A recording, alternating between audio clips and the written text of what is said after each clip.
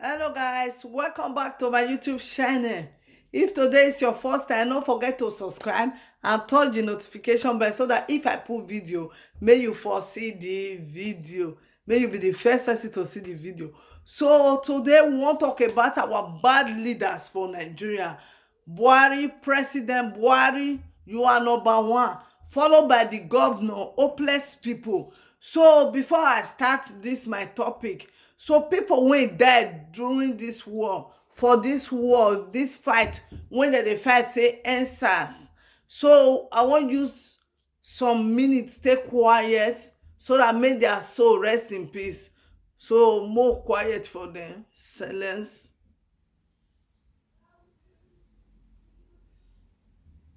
May their soul rest in peace in Jesus' name. Amen. So those people wey die because of say endsars, you dey hear, so their spirit na go keep Buhari. Their spirit go kill our bad leaders.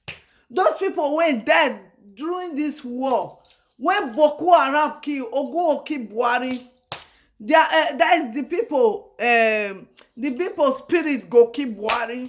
Buhari will never live to see good life. Buhari's children, generation to generation, they go suffer am in Jesus' name. All those hopeless senator, governor, all of them will die by fire in the name of Jesus. Both the wetin dem dey call am, the soldier when they bring come Lagos, when they come begin dey kill people, light no come dey, they come off light. Now Ogun go kill all of them. Abeg, anything wey you believe, when you believe for Nigeria, you be Nigeria like me. If you believe in Sango, you believe Olomila, I don't know what they call am, you believe anything Igbe, anything, you be Christian, you be pastor, you know me pastor, anything you believe, come out, may you swear for Buhari, come out, may you swear for our leaders. Our leaders that make our country no good. They be thief, they be demon. You see our youth now, we get up, we stand, say we won't fight for our rights. They come begin they kill us. You see us, so we dey fight, say may they stop this endsars and this endsars and police brutality. Police dey kill people, they beat people, they molest people. Now they come still dey kill us more. We do this our protest, we dey do am in peaceful way, but see now, they come begin dey kill innocent youth, innocent soul, hopeless leader. Country wey be say person no go fit talk, poor one no go fit talk. A country wey be say na only president na go dey decide. We wey vote for am, we no get mouth again, the citizen. No, e no dey happen like that. Mr. President Buhari, e no dey happen like that. Now we put you there. We say we no want this SARS. You say you no go accept. We say we want electricity. You say you no go accept. We say we want good road. We want make you give people wey no get work. Provide work for people wey go school, when they no get work. Even people wey no go school. You fit open place, a tailor, hairdresser for people free to just go learn, they will perfect, they will get their own salon. You fit open place for people, electrician, healthcare. We need healthcare. People dey die for Nigeria. If you no get money, you no fit survive for Africa. They carry you reach hospital like this, doctor cannot attend to you because you no pay card money, you never pay bed money. Hopeless country. Buhari, God will punish you. Not be only Buhari, all the leaders who are you Yakiemere. Now God will punish all of you. Now spoil Nigeria. They say war upon Buhari, war upon the fake leaders. God will punish you people. You people will not have peace. See the way that they kill our youth since yesterday. See Facebook full, internet full for people, young boys, leaders of tomorrow, president of tomorrow, governor of tomorrow, senator of tomorrow. Banker of tomorrow, una kill all of them. Una dey kill our youth. Una dey kill them.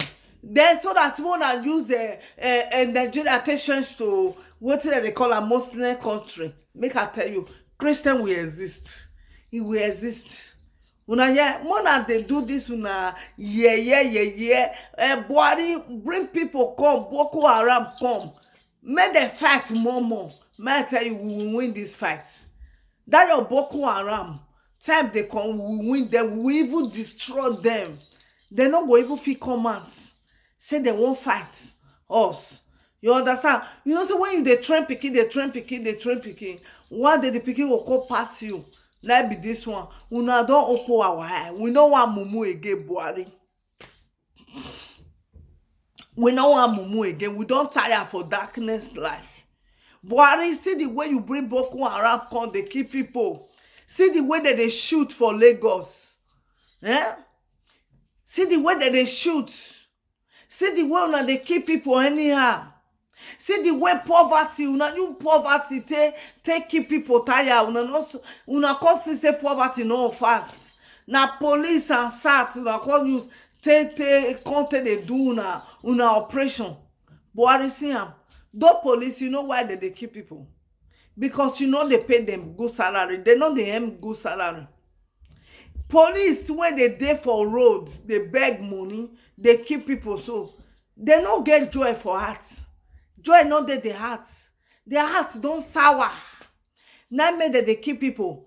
Mona increase their salary and train them. May they train the police again. May they increase their salary. Poverty all yawa. Wega mi ogwane police ye. Some police if you see as when they dey, it be like where beds they sleep. Buhari think and well. Pay them well, pay the workers well, pay the police well. I wish you pay them well. Therefore not call they be like beggar, they kill people. Therefore not be killer. I no gonna see where police be killer. Police they kill their own citizen. Na impossible. It's a shame upon you, Buhari. But your family will not have peace. Wetin you sow, so shall you repeat. Your children will repeat. Your household will repeat. All those dirty leaders, all of una corruption.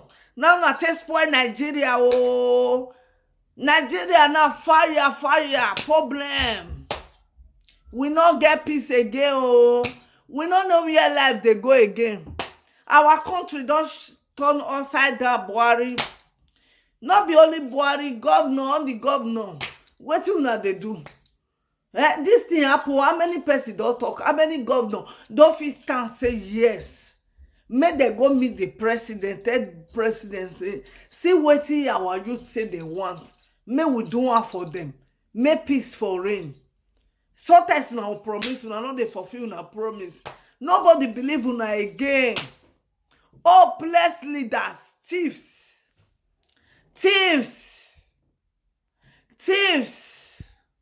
Ave killer when they put say they be president, killer when they put as a governor, killer when they put as senator. Oh, bless people, if una no change, fire when go kill una, it go make you. It go dey burn all una family. Those people when died for this war, made their soul rest in peace. Because now war we dey, people no know. We dey war. We Nigeria, we dey war. I pray may God put peace upon Nigeria. May God come rescue us for all these our bad leaders. I don't know why youth no dey fit rule. Why youth no fit rule? They no dey accept. One day we will rule. We will take our right back. God punish you, Buhari. Sumorats. Una bye. Please, Mona like this video. Mona comment. Mona say amen. Buhari will die. All the bad leaders, they will die. We don't need them again. We don't tire. They won't frustrate us. Una bye. Ciao.